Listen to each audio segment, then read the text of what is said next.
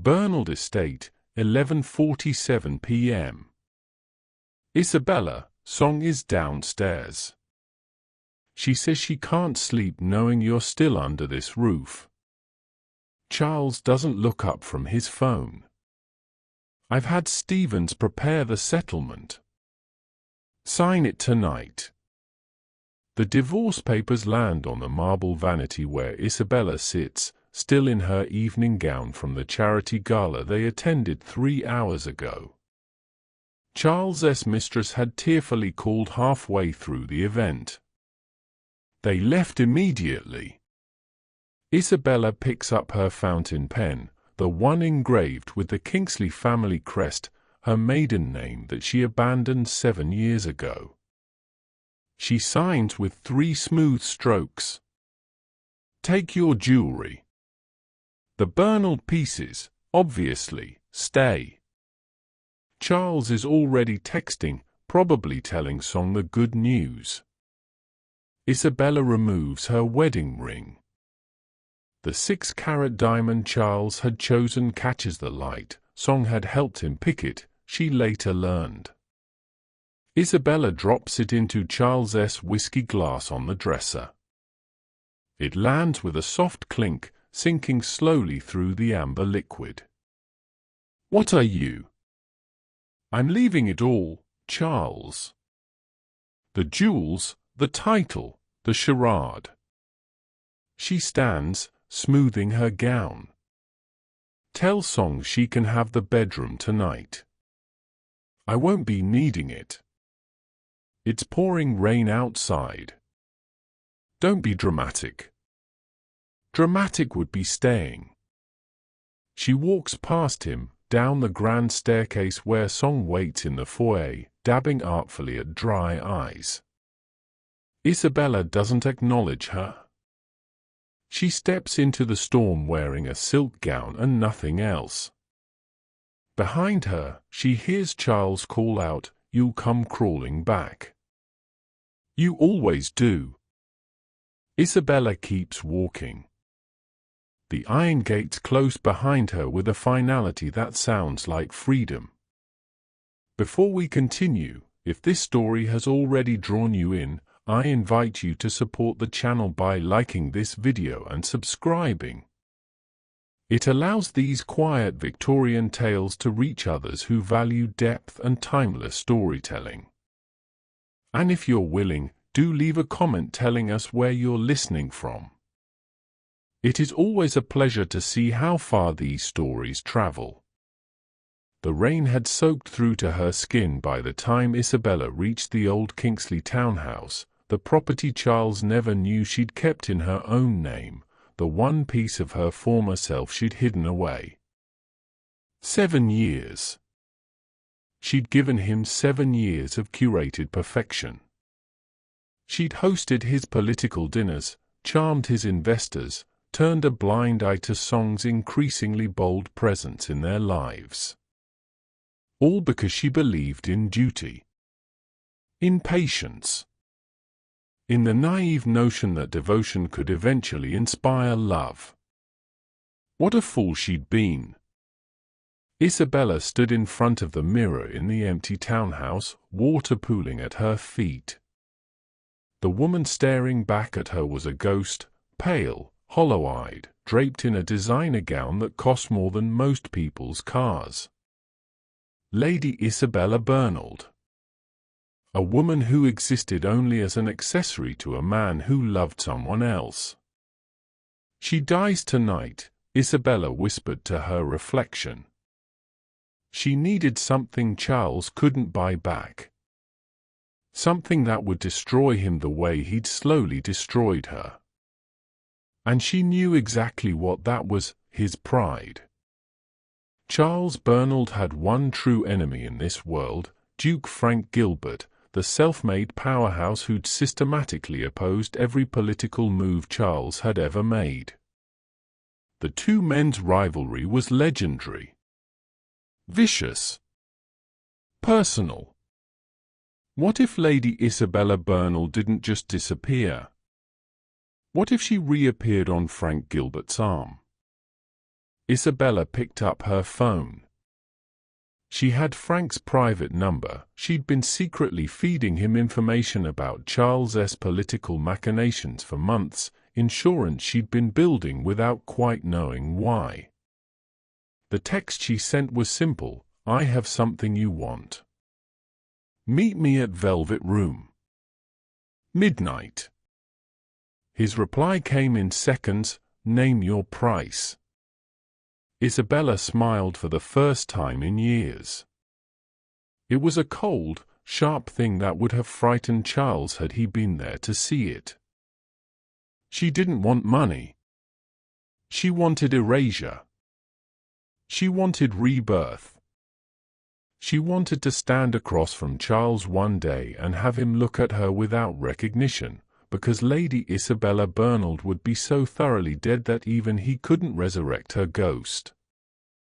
And most of all, she wanted Charles to watch as everything he'd taken for granted, her name, her family's influence, her silent support, became the weapon that destroyed him.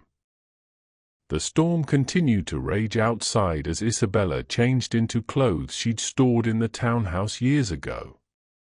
Simple, severe, entirely unlike anything Lady Isabella would wear. She left the sodden gown in a heap on the floor like a shed skin. By the time she reached Velvet Room, the exclusive club where power brokers made deals in shadows, she'd already begun to forget the weight of the name she was about to sell. Velvet Room lived up to its name, all burgundy shadows and whispered transactions. Isabella had been here once before, on Charles's arm, back when she still believed proximity to power meant she possessed some herself. Now she sat alone in a private booth, water still dripping from her hair onto the leather seat. Frank Gilbert arrived exactly at midnight. He was taller than she remembered, with the kind of presence that didn't ask for space but simply took it. His eyes found her immediately, sharp and assessing. He slid into the booth without preamble. "Lady Bernald. You look drowned." "That woman is dead," Isabella said. "I'm here to sell her corpse." A flicker of interest crossed his face. "Dramatic. But I don't deal in metaphors. What exactly are you offering?" Isabella reached into her clutch, the one thing she'd grabbed from the townhouse, and placed a small black drive on the table between them. 7 years of Charles's secrets. Every deal, every bribe, every political maneuver. Bank accounts he thinks are hidden. Blackmail material he's collected on behalf of Parliament. All of it. Frank's expression didn't change, but his fingers moved fractionally closer to the drive. "And what do you want in return?" "Marriage. A contract, nothing more. I want your name, your protection, and your promise that you'll use everything on that drive to destroy him." She leaned forward. "I want Charles Bernald to watch me become untouchable while his entire world collapses. You're asking me to marry my enemy's wife out of spite. I'm asking you to acquire his most valuable asset and watch him realize too late what he had." Isabella's voice was steady. "You've been trying to bring down Charles for years. I'm handing you the ammunition.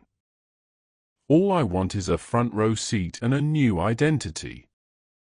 Frank studied her for a long moment. Then he picked up the drive, weighing it in his palm. "You understand what you're asking? Charles won't just let this go. He'll come for you. For us both. Let him come. He'll find nothing but a stranger. What about love? Affection? All those romantic notions women are supposed to cling to. Isabella thought of the ring dissolving in whiskey of 7 years spent as a placeholder for a woman who wore her suffering like costume jewelry. "I'm afraid I packed those away with Lady Isabella. They won't be making the journey." Frank smiled then, slow and dangerous. "I've always enjoyed good business. But this? This is art." He extended his hand. "Welcome to the family, future Duchess Gilbert. We'll make the announcement in 2 weeks. Enough time for the ink to dry on your divorce and for me to arrange something suitably spectacular." Isabella shook his hand. His grip was firm, calculating. Not warm, but solid. Reliable in its coldness. "One more thing," Frank said as he stood. "Whatever name you choose after this is done, make sure it's one that'll haunt him." Isabella watched him leave with her future in his pocket. Through the window, she could see the storm had finally broken. The streets gleamed wet and clean, washed free of the day's debris. She ordered a whiskey, neat, and raised it to her reflection in the darkened glass. "To death," she murmured. "And to what comes after." Charles woke to silence. Not the peaceful kind, but the absence of something he'd never noticed until it was gone. No coffee brewing. No soft footsteps in the hallway. No Isabella orchestrating the morning with the quiet efficiency she'd perfected over 7 years. He found Song in the master bedroom, already redecorating. She'd pushed Isabella's vanity against the wall and was arranging her own beauty products across the dresser. "Good morning, darling," Song chirped. "I had Stevens remove all of Isabella's things. Well, what little she left. Strange, really. She didn't take anything." Charles frowned. "What do you mean, nothing?" "Nothing. Not her jewelry, not her clothes, not even her photographs." Song gestured around the room. "It's like she just evaporated." Charles walked to Isabella's closet. Empty. But not recently emptied, it looked untouched, as if the contents had simply ceased to exist. Her jewelry box sat on the shelf, still full. The pieces he'd given her over the years, still in their velvet cases. Even the wedding ring, retrieved from his whiskey glass, lay on the dresser like an accusation. "Maybe she's planning to come back for it all," Song suggested, applying lipstick in the mirror.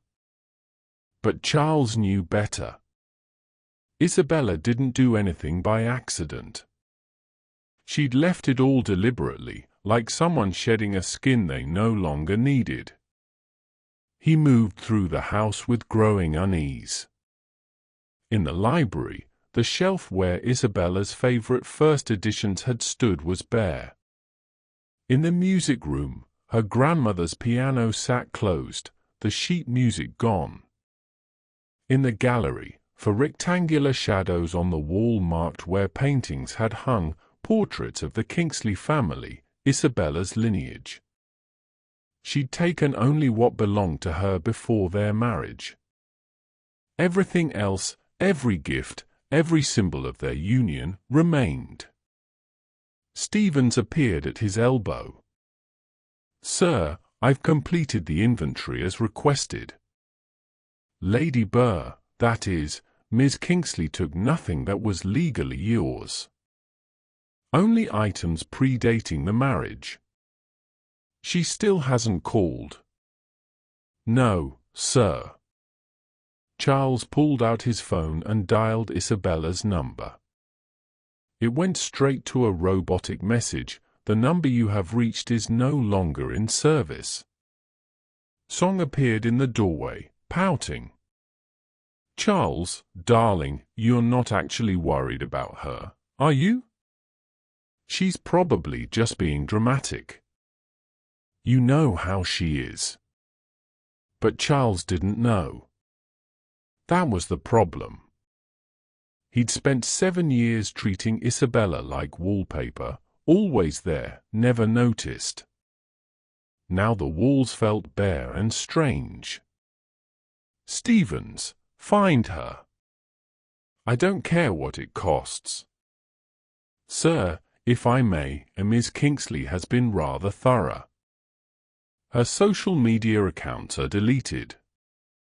Her personal email bounces back. The Kingsley townhouse is empty, recently cleared out according to the neighbors. It's as if she's—" "Don't say it." "Erased herself." Charles stood in the empty gallery, staring at the 4 shadows on the wall.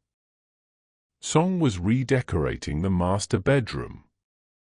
His home was full of her presence now. So why did it feel like a mausoleum? His phone buzzed. A text from Richard: "Lunch at the club tomorrow? Have you heard the rumors about Frank Gilbert? Apparently he's making some kind of major announcement. Business rivals and all that, thought you'd want a heads up." Charles deleted the message. Frank Gilbert was the least of his problems right now. The Ashworth Society Gala was the event of the season, the kind of affair where fortunes were made and reputations destroyed between the appetizer and the main course. Charles arrived with Song on his arm, dressed in a gown that cost more than some people's cars. "Everyone's looking at us," Song whispered, pleased. They were looking, Charles noted, but not at them. The crowd's attention was fixed on the grand staircase, where Frank Gilbert had just appeared. And on his arm, in a gown of deep emerald silk that seemed to capture and hold the light, was Isabella. Except it wasn't. Not quite. The woman descending the stairs had Isabella's face, her bearing, but everything else was transformed. Her hair, once pinned in conservative styles, fell in loose waves over one shoulder. Her dress was cut daringly low. Diamonds, real ones, Charles could tell from here, glittered at her throat and ears. She moved differently too, with a confidence that bordered on arrogance. Frank Gilbert leaned down to whisper something in her ear, and she laughed, actually laughed, the sound carrying across the suddenly silent ballroom. "Is that?" Song's voice had gone shrill. "That can't be Isabella." But it was. And judging by the murmurs rippling through the crowd, everyone else had recognized her too. "Ladies and gentlemen," Frank's voice cut through the whispers. He didn't raise his voice, he didn't need to. "I'd like to introduce my fiancée. Some of you may remember her as Lady Isabella Bernald. I prefer to call her by her proper name, Isabella Kingsley, the future Duchess Gilbert." The room erupted. Charles felt Song's nails dig into his arm. Frank guided Isabella through the crowd with the ease of a man who owned whatever room he entered. People parted for them, their shock evident. Isabella acknowledged acquaintances with cool nods, but her smile, that new, dangerous smile, she reserved for Frank alone. They were heading straight toward Charles. "Bernald," Frank said pleasantly when they reached him. "I don't believe you've met my fiancée." Isabella's eyes met Charles's for the first time in 2 weeks. They were the same grey-blue he remembered, but utterly devoid of recognition. She looked at him the way one might look at a stranger in a crowd, a brief acknowledgement of presence, nothing more. A pleasure, she said, her voice polite and distant. Isabella, Charles started. I'm sorry, have we been introduced? She tilted her head, genuinely puzzled. I'm Isabella Kingsley. And you are? Song made a strangled sound. Charles felt something crack in his chest. We're married, he said stupidly. Were, Frank corrected, his smile sharp. Past tense. The divorce was finalized yesterday. Very efficient, really. When both parties want the same thing, the law moves remarkably quickly. Isabella's attention had already drifted past Charles to someone else in the crowd. Frank, darling, isn't that Lord Ashworth? We should say hello. Of course. Frank steered her away without a backward glance. Charles stood frozen, watching them work the room. Isabella glowed like she'd been lit from within. People gravitated toward her, the same people who'd barely noticed her when she'd been Lady Bernald, dutiful and quiet. She's pretending, Song hissed. She's doing this to hurt you. Make her stop. But Charles couldn't look away. Isabella was laughing at something Lord Ashworth had said, her hand resting casually on Frank's arm. The ease between them looked practiced, comfortable. Real. How long had this been building? Richard appeared at his elbow. Well, that's unexpected. She can't actually marry him, Charles said. She wouldn't. Why not? You divorced her for Song. Turnabout's fair play. Richard paused. Though I have to say, she looks rather spectacular tonight. Didn't know she had it in her. Neither had Charles. That was becoming painfully clear. Charles spent 3 days tracking down the perfect necklace. 50 carats of flawless diamonds in a vintage setting, the kind of piece Isabella used to linger over in auction catalogues, back when he'd pretended to pay attention to her preferences. He found her at Willoughby's, the exclusive restaurant where she and Frank were having lunch. She saw him coming and didn't flinch. Charles. Her voice was pleasant, impersonal. This is unexpected. We need to talk. I'm having lunch. Isabella, please. He set the jewelry box on the table between them, opening it so the diamonds caught the light. 50 carats worth of apology. I made a mistake. I should never have. Song doesn't understand me the way you did. I want you back. Isabella looked at the necklace the way someone might look at a mildly interesting insect. Then she looked at Frank, who was watching the scene with undisguised amusement. Darling, did you order dessert? She asked Frank. The chocolate souffle, I believe. Perfect. She turned back to Charles. Was there anything else? Charles felt something desperate claw up his throat. Everything I own, I built with your help. Your connections, your family's influence.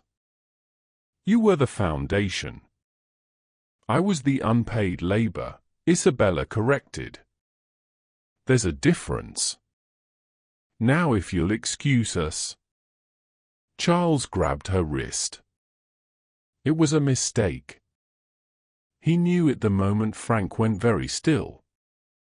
Mr. Bernald, Frank said quietly. Remove your hand from my fiancé, or I'll have security remove it for you. "She's my wife," was Isabella said. She extracted her wrist from his grip with clinical precision. Past tense. We've been over this. Two men in dark suits appeared at the table, Frank's security detail. One of them picked up the jewelry box. "What should we do with this, Your Grace?" the guard asked Frank. Frank looked at Isabella. "Darling?" Isabella considered for a moment. "I think the street would appreciate some sparkle. Perhaps by the fountain outside." The guard nodded and walked away. Through the restaurant window, Charles watched him drop the 50-carat necklace into the public fountain, where it sank among the tourist pennies and wishes. "That was £500,000, Charles said hoarsely. "Then you've learned an expensive lesson." Isabella picked up her wine glass. "Some things can't be bought back once you've thrown them away.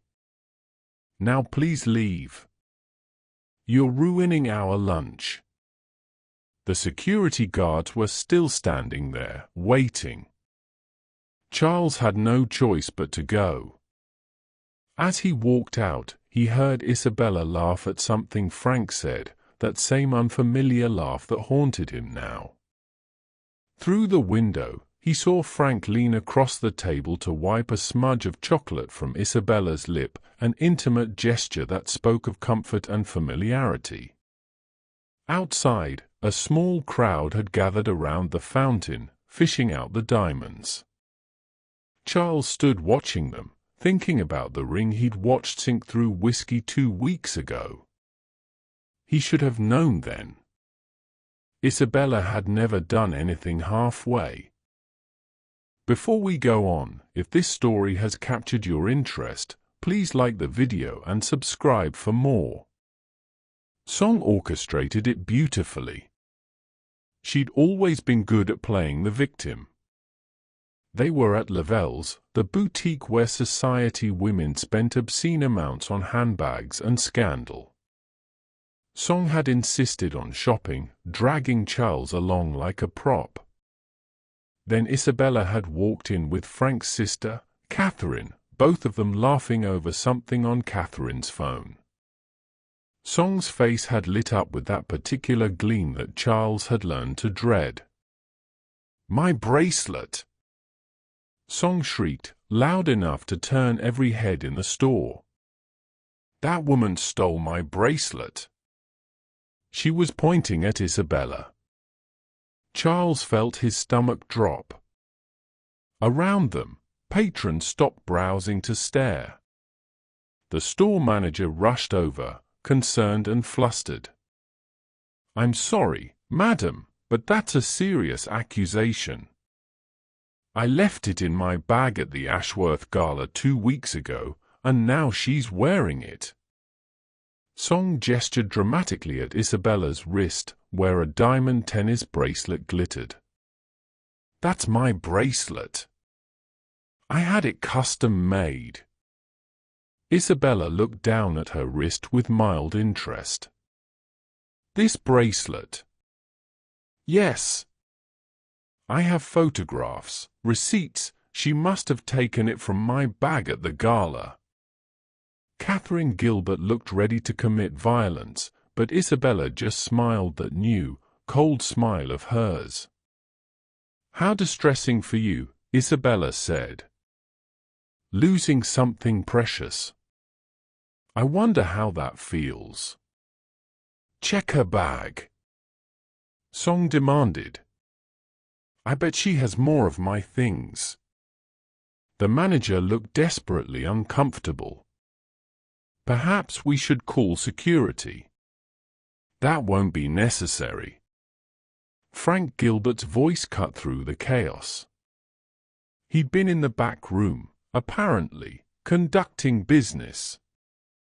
He walked to the front of the store, his expression mildly annoyed. "I can clear this up quite easily." "This doesn't concern you," Song snapped. On the contrary, it concerns me greatly when someone accuses my fiancé of theft in my own establishment. The silence that followed was exquisite. Your establishment, Charles repeated slowly. Did I not mention? I acquired Lavelle's last month. Majority shareholder. Frank gestured around the boutique casually. So when someone makes accusations in my store about jewelry I personally gave to my fiancé, I tend to take it personally. Song's face had gone white. That's impossible. I have receipts. For a different bracelet, I imagine. Frank pulled out his phone and brought up a photo. This is the bracelet I commissioned for Isabella 3 weeks ago. Custom designed, one of a kind. Here's the invoice from the jeweler. Note the inscription inside. He took Isabella's wrist gently, turning it so the light caught the engraving on the underside, to new beginnings. F.G. The store had gone deadly quiet. Now, Frank continued pleasantly, I'm going to assume this was an honest mistake. After all, diamond bracelets can look similar to the untrained eye. But if I hear even a whisper of this accusation repeated outside these walls, my lawyers will be very interested in discussing defamation. Song looked at Charles desperately. He was staring at the floor.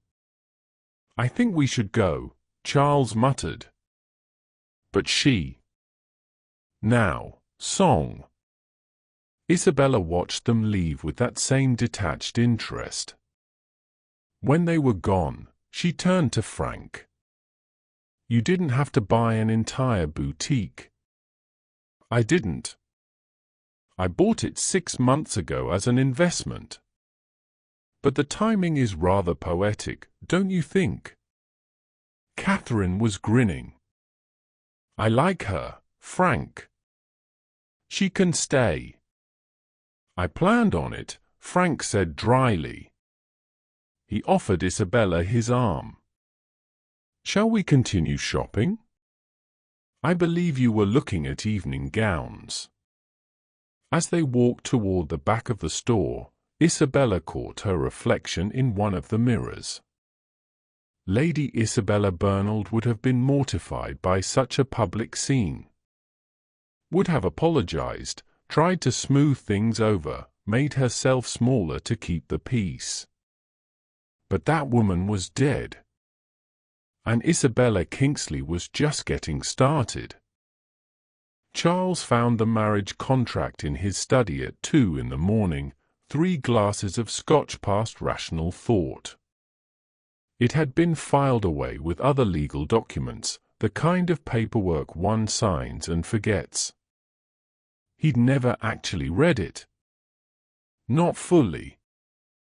Isabella's father had presented it, Charles had signed it, and that had been that. 7 years ago, when Isabella was still a Kingsley and he'd been hungry for the legitimacy her name would provide. Now, drunk and desperate, he read every word. It was a business arrangement. Clinical, precise, devoid of romance. Property rights. Financial protections. Clauses about heirs and estates.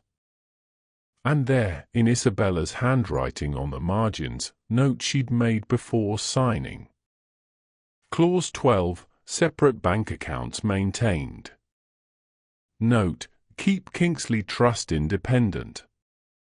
Clause 18, either party may dissolve marriage with 30 days' notice.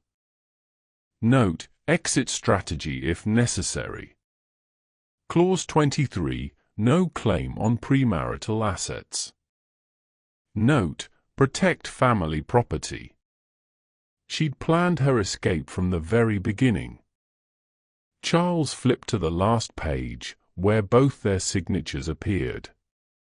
Above her signature, in that same neat handwriting, "I love the idea of you. I hope one day I love the reality." Below it, dated 2 years later, "I don't." She'd annotated her own wedding contract like a business document. Because that's what it had been to her. Not forever, just an agreement that could be dissolved when the terms were no longer favorable. Charles thought of all the times he'd assured himself that Isabella would never leave. That she was too devoted, too dutiful, too in love with him.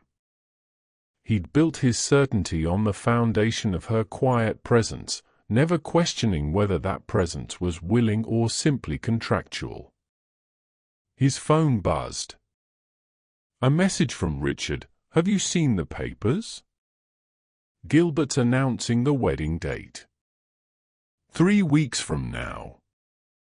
Cathedral ceremony, reception at Ashworth Hall." He's not subtle about this, is he? 3 weeks. Less time than Charles had taken to plan his own wedding to Isabella, back when he'd still thought of her as useful rather than essential. He opened his laptop and searched for recent photos of Isabella and Frank. There were dozens now, society pages couldn't get enough of them. The disgraced wife and the ruthless duke, a love story that read like revenge. Except in every photo, Isabella looked genuinely happy.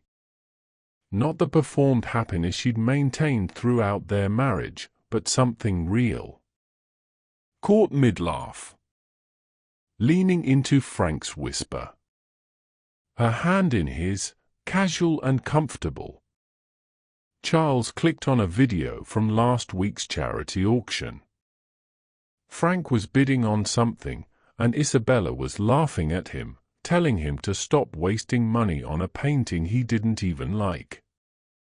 Frank had kissed her temple and kept bidding anyway, just to watch her laugh.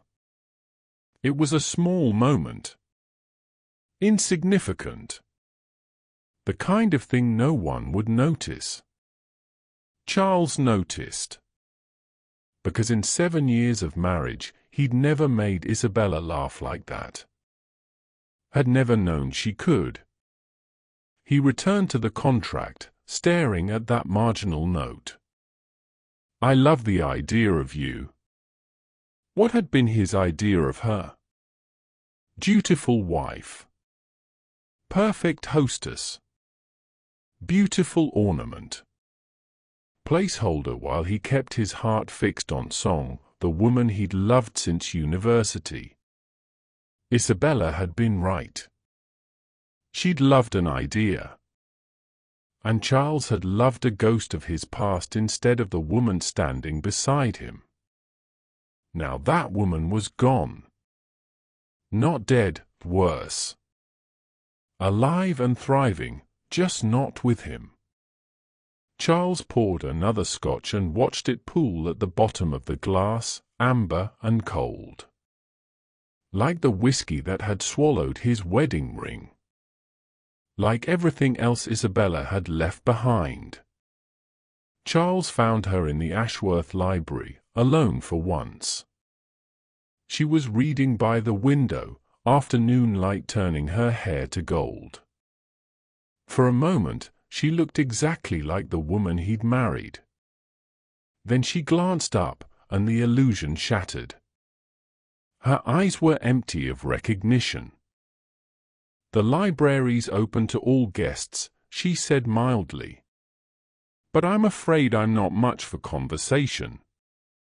We need to talk." "Do we?" She marked her page and set the book aside. "I can't imagine what about." "About us." "About this," Charles gestured vaguely, "charade." "Isabella, you don't have to do this. I know you're angry, and you have every right to be, but marrying Frank Gilbert out of spite." "Spite?" She looked genuinely puzzled. "Is that what you think this is?" What else could it be? You and Gilbert, it's impossible. He's everything you despise, ruthless, calculating, cold. He's honest, Isabella interrupted. He told me exactly what he wanted and what he was willing to give. There were no false promises. No declarations of love masking indifference. Just truth. It's remarkably refreshing. Charles moved closer. I made mistakes. I know that now. But we had 7 years together. That has to mean something. You can't just erase it. Watch me. Isabella, please. His voice cracked. I need you. Song doesn't understand the business like you did. She doesn't know how to handle investors, how to navigate the politics. Everything's falling apart without you. My margins are down, the Richmond deal fell through, even the household staff are leaving. And you think telling me how useful I was will win me back? Isabella stood, her voice still perfectly calm. You're confusing me with someone who cares about your problems, Charles. That woman died 2 weeks ago. I don't mourn her. I love you. The words hung between them. Charles had never said them before. Not in 7 years of marriage. Isabella looked at him like he'd spoken in a foreign language. No, you don't. You love the idea of me, the efficient wife, the perfect hostess, the woman who made your life run smoothly while asking for nothing in return. She picked up her book. But I've packed that woman away. She won't be making any return appearances. I left Song, Charles said desperately. Last night. I told her it was over. That I wanted my wife back. How unfortunate for her. But I'm not your wife. The courts were very clear on that. Isabella? Stop calling me that. Her composure cracked for the first time. You don't have the right. You never bothered to learn who I actually was. You just wanted a decorative placeholder while you pined for someone else. Well, congratulations. You got exactly what you wanted, a wife who existed only for your convenience. And then you threw her away the moment she became inconvenient. I'm sorry. I don't want your apologies. I don't want your regret. I don't want anything from you except distance. She moved toward the door. I'm marrying Frank in 2 weeks. The invitations have been sent. Yours must have gotten lost in the mail. You can't love him. It's not possible, not this quickly. Isabella paused at the door. You're right. I don't love him. But I respect him. He respects me. He sees me as an asset, yes, but also as a person. He listens when I speak. He values my opinion. She looked back at Charles with something almost like pity. It's tragic, really, that the bare minimum from Frank Gilbert feels like luxury compared to what I had with you. I can change? I'm sure you can. But I've already changed. Into someone who doesn't wait around for men who keep her as a backup plan. She opened the door. Goodbye, Charles. I hope Song makes you very happy. You certainly sacrificed enough for her. We were married for 7 years. Isabella looked at him one last time. No. You were married to an idea for 7 years. I was married to a ghost. Neither of those unions was real. Her voice dropped to something cold and final. I'm sorry, have we met? You look familiar, but I can't quite place you. Then she was gone, leaving Charles alone in the library with the afternoon light and the crushing weight of everything he'd lost through his own studied neglect. Outside, he could hear voices, Frank's deep rumble, Isabella's laugh in response. The sound of two people who actually spoke to each other. Charles sank into the chair Isabella had vacated. It was still warm from her presence. The book she'd been reading lay on the side table, The Count of Monte Cristo. A story about revenge and reinvention. He should have paid more attention to what Isabella was reading. He should have paid attention to a lot of things. The hostile takeover happened on a Thursday. Charles was in his office when his lawyer called, voice shaking with barely controlled panic. Frank Gilbert just acquired controlling interest in Bernald Holdings. He bought up all the outstanding shares, the ones your father dispersed to minority shareholders 30 years ago. Charles, he owns your company. That's impossible. Those shares are held by dozens of people, scattered across. He found them. Every single one. He's been quietly buying them up for weeks. The board just called an emergency meeting. You've been voted out as CEO. Charles dropped the phone. Around him, the office felt suddenly insubstantial, like a stage set that could be dismantled at any moment. His computer chimed. An email from Gilbert's legal team. Not a gloat, just clean, professional business. A severance package. A timeline for vacating the premises. A list of his personal effects to be boxed up and shipped. He'd been erased from his own company in the time it took to read an email. The Richmond deal, the one that fell through last month, Gilbert had bought it. The patents Charles had been bidding on, Gilbert owned them now.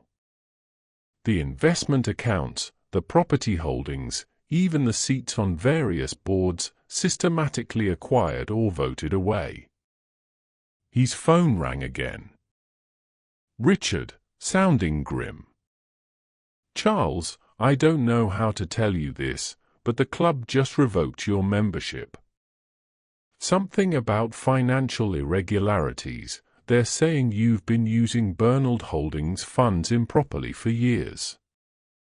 There's an investigation. That's absurd. I never. Charles stopped. The political ledger.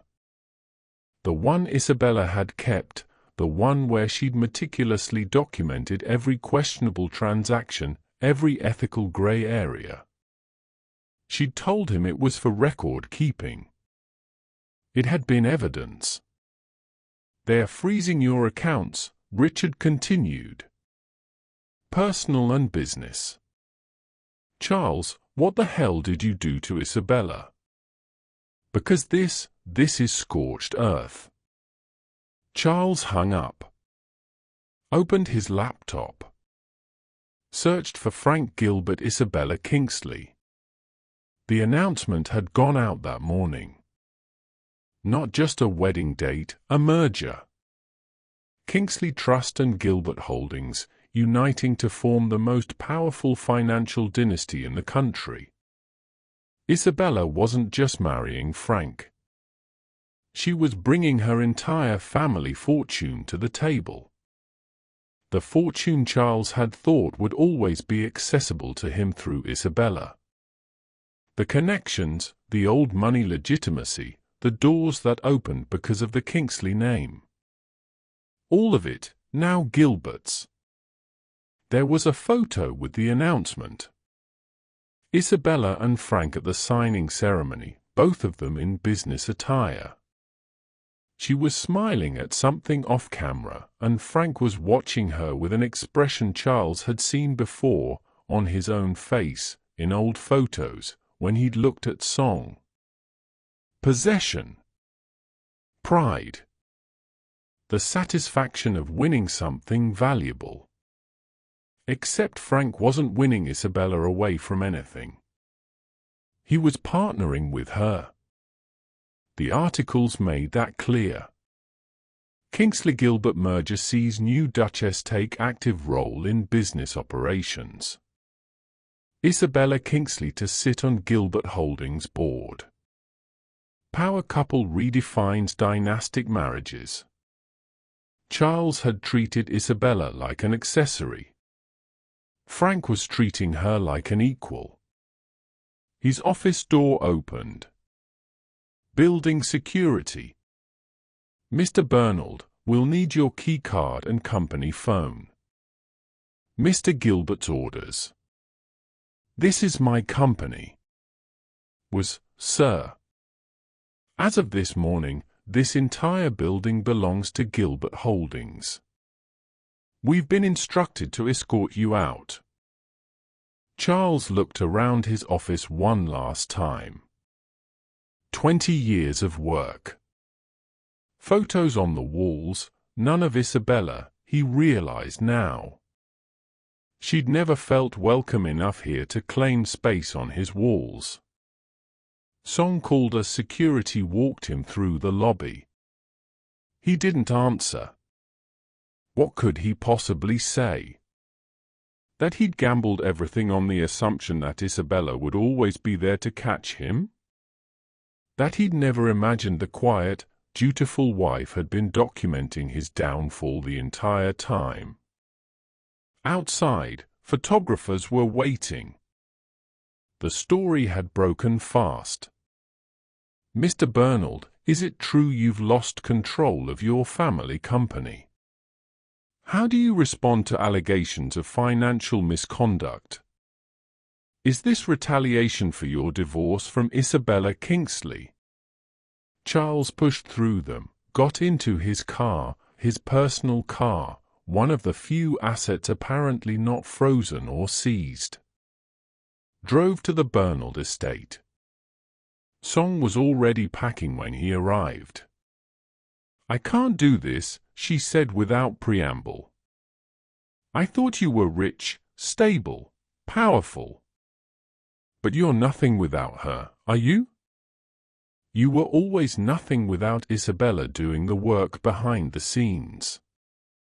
She left without saying goodbye. Charles watched her go, feeling nothing but a distant relief that at least one humiliation could end quietly. The house was silent again.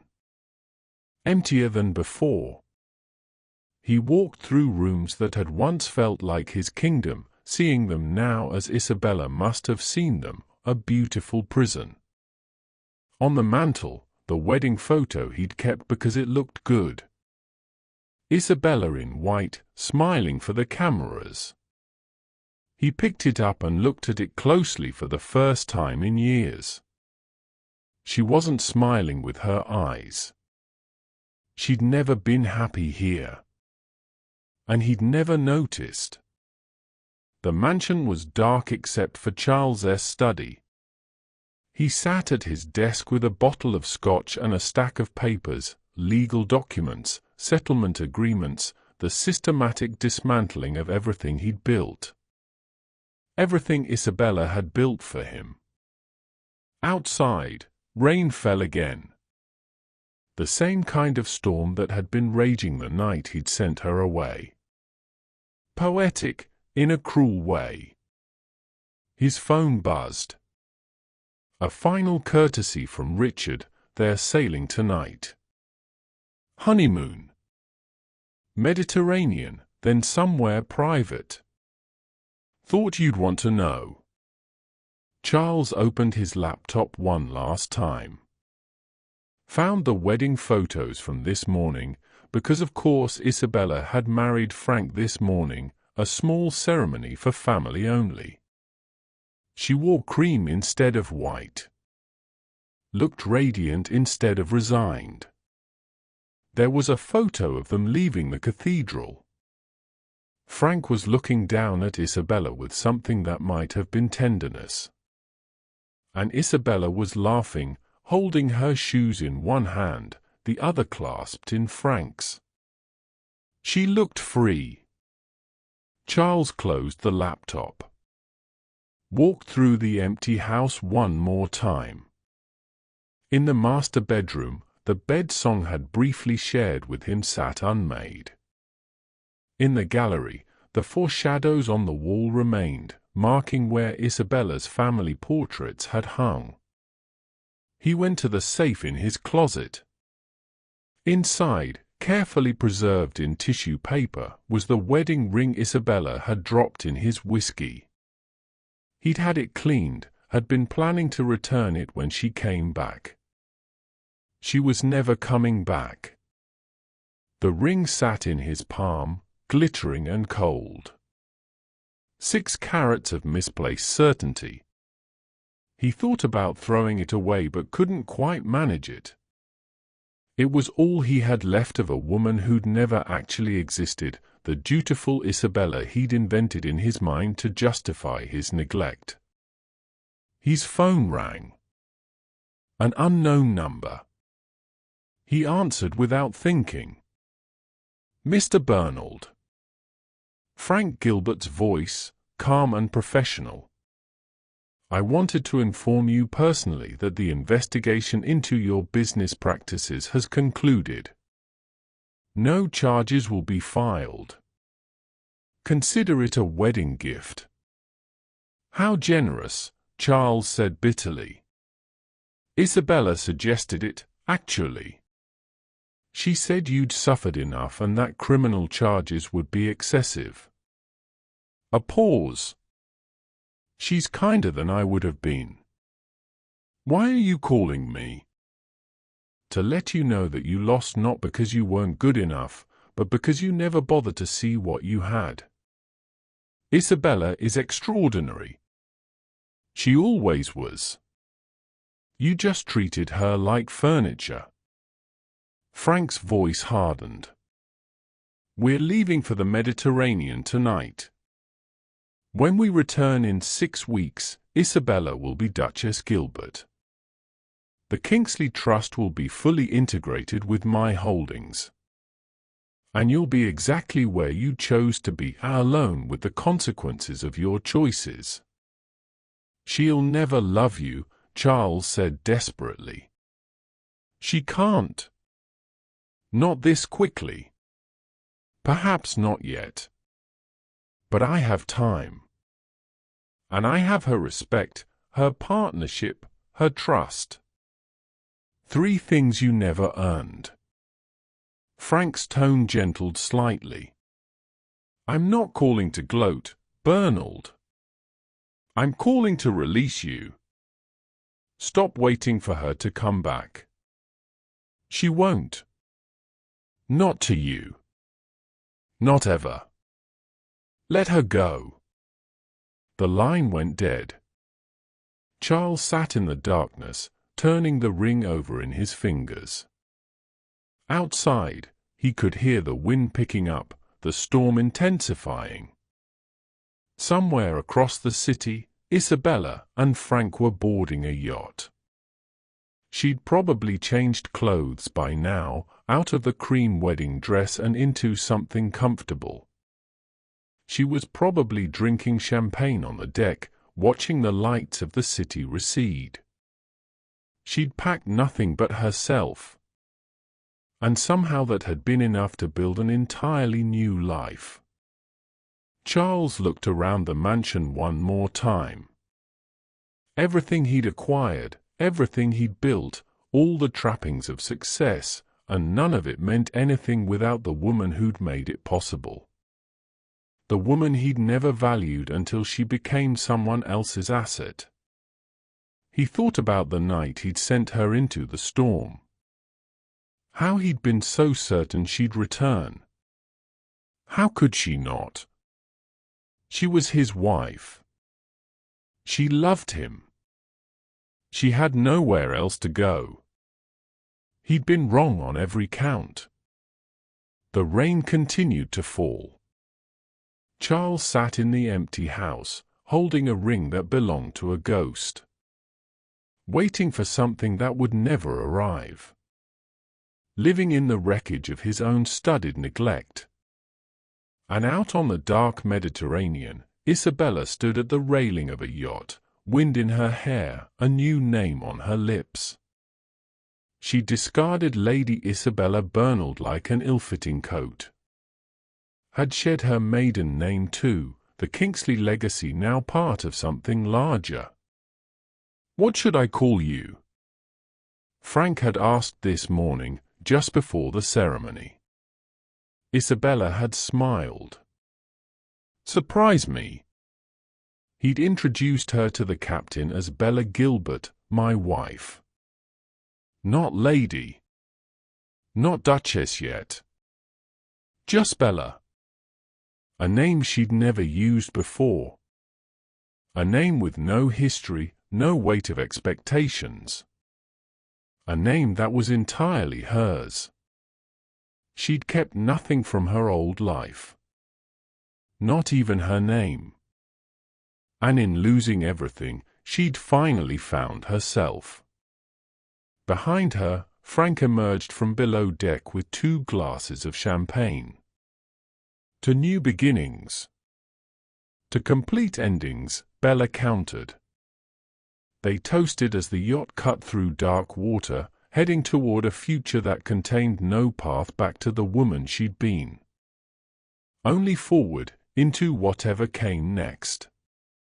If this tale has stirred your curiosity, a simple like or subscription is most appreciated.